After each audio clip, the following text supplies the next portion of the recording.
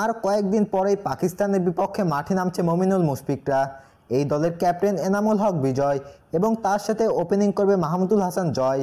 এদিকে টেস্টে নিজেকে যোগ্যতা প্রমাণের অপেক্ষায় ওয়ানডে দলের ক্যাপ্টেন তাওহিদ হৃদয়। দলে আছেন মমিনুল হকও।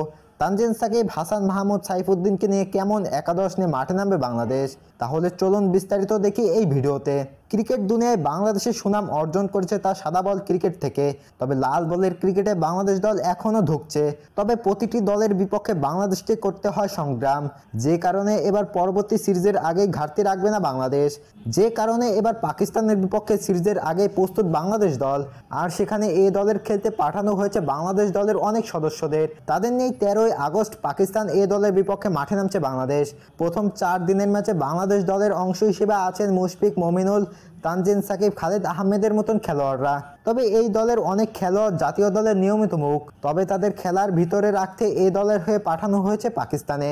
আর একাধিক খেলোয়াড়কেই টেস্ট বিবেচনায় রাখা যায় কিনা এজন্য পাঠানো হয়েছে পাকিস্তানে, যার মধ্যে আছেন এনামুল হক বিজয়, তাওহিদ হৃদয়, তানজিম সাকিবরা। এদের নিয়ে শক্তিশালী একাদশ গঠন করেছে পাকিস্তানের বিপক্ষে প্রথম টেস্ট ম্যাচের জন্য।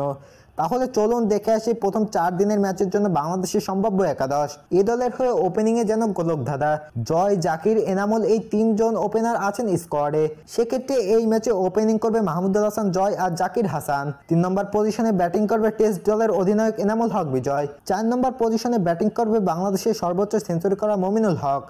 দীর্ঘদিন দলের জাতীয় দল থেকে দূরে ছিলেন এই তারকা। 5 নম্বর পজিশনে ব্যাটিং করবে বাংলাদেশের উইকেট কিপার মুশফিকুর রহিম। 6 নম্বর পজিশনে ব্যাটিং করবে বাংলাদেশ এ দলের পাকিস্তানের বিপক্ষে ওয়ানডে ক্যাপ্টেন তাওহিদ হৃদয়। লাল বলে বাংলাদেশ দলের হয়ে না খেললেও ফার্স্ট ক্লাস দারুণ গড় হৃদয়ের। বর্তমানে সাদা বলে বড় ভরসার নাম হৃদয়। 7 নম্বর পজিশনে দেখা যাবে শাহাদাত হোসেন দীপুকে। জাতীয় দলের ডাক পেলেও সেভাবে নিজেকে প্রমাণ করতে পারেননি দীপু। এবার পাকিস্তানের বিপক্ষে এ দলের হয়ে ভালো খেললে আবার কামব্যাক করতে চাইবে এই ব্যাটসম্যান। যদিও দীপু সুযোগ না পান, ঘরোয়াতে ভালো খেলা মাহিদুল ইসলাম অঙ্কনকে দেখা যাবে এই একাদশে। তবে অতিরিক্ত বোলিং বিবেচনায় নাইম হোসেন এবং মুসাদ্দেক হোসেন সৈকতকে একাদশে দেখার সম্ভাবনা আছে।